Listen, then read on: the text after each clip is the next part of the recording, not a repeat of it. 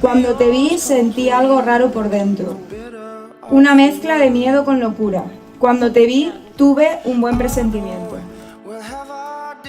Detesto cuando escuchas reggaetón. Pero te quiero cuando lo escucho yo cada vez que no estás cerca. Eso me hace sentir que estoy junto a ti.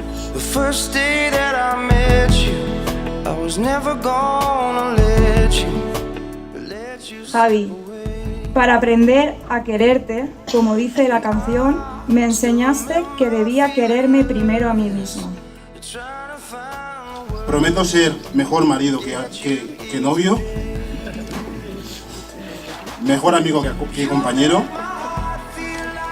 y mejor amante que... Bueno, eso se lo digo yo. Javi, delante de nuestros familiares y amigos, prometo darte una vida con más sumas que restas. Hablar cuando las palabras tengan protagonismo y estar en silencio cuando nos lo digamos todos sin ellas. Te quiero cada vez que dedicas tus pensamientos y nuestro tiempo a visitar a los yayos. Me hace sentir que compartimos valores que mi familia me ha inculcado. Prometo tener la paciencia que el amor exige. Llamar hogar allí donde estemos juntos. Amarte en todas las facetas de tu vida. Javi, prometo confiar, esperar y soportar todo lo que venga. Te quiero porque eres cuidadosa con los detalles, pero qué loco nos has vuelto estos días, ¿verdad, Gabriel?